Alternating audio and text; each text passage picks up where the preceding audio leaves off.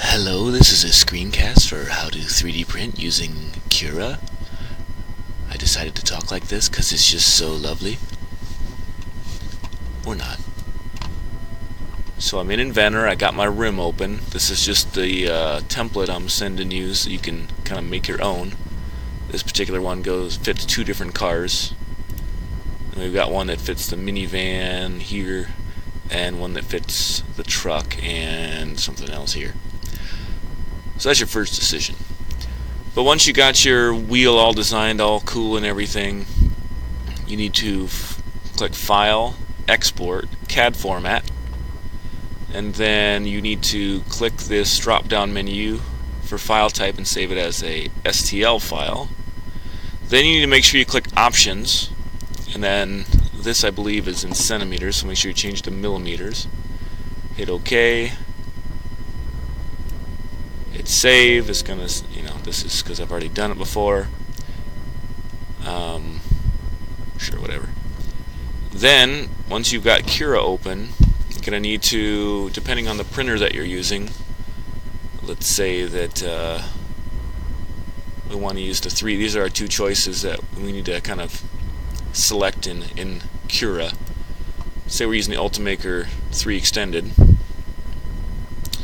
You need to click this open button. You need to find your file, your rim.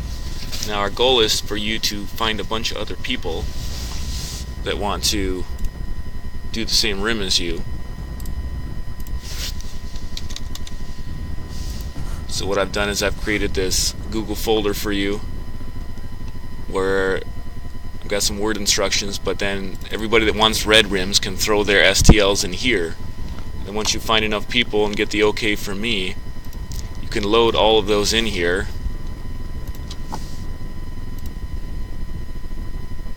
And then you can go in here and grab these arrows and move it around. You can actually manually type in numbers. You can scale stuff if you want.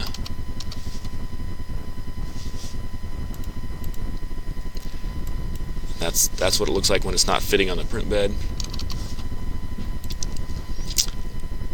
I just bumped that guy out. Whoop. See, tried to move it. Can't do that. Gotta click on the move button.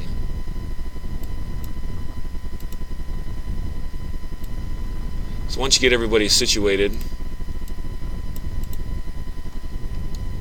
it's giving us a time down here of how long it will take.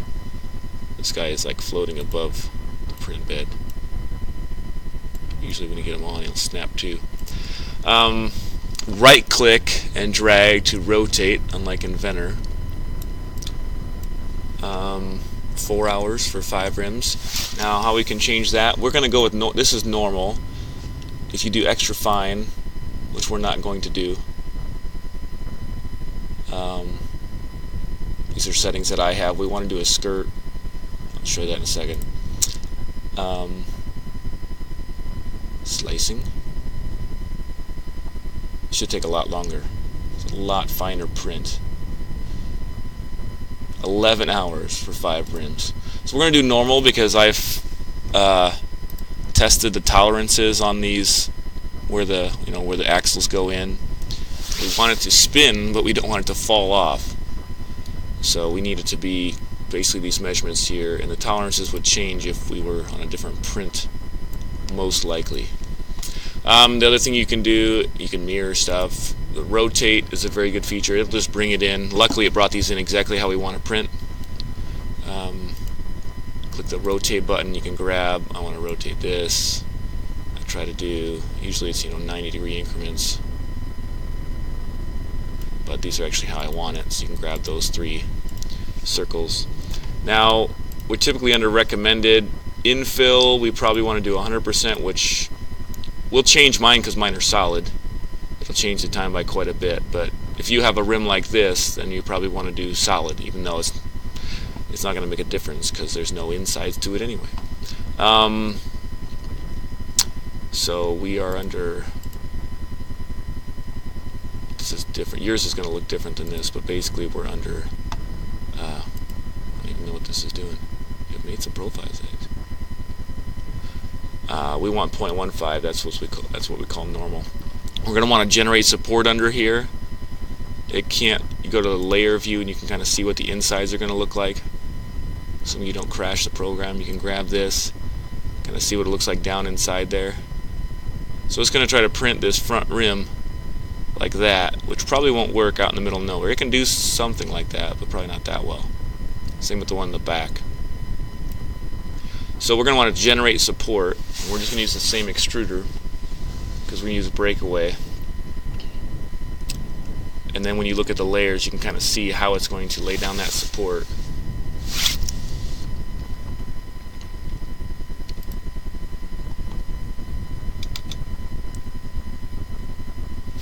I'm just going to delete these.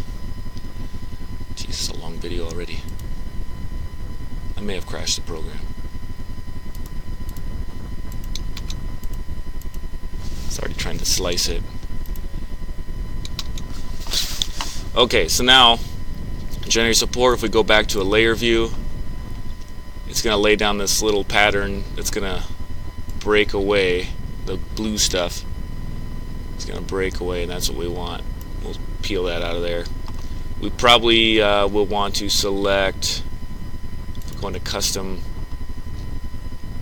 just touching build plate instead of everywhere. And then for build plate adhesion, we just want a skirt, which is just this little thing that it puts around, just kind of get a little warm up pass. And then you put your USB in, and it'll pop up and say save to external drive.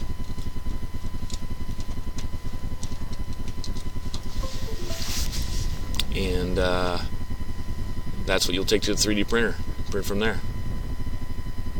So it's saved to external drive. And then eject it, and you're good to go.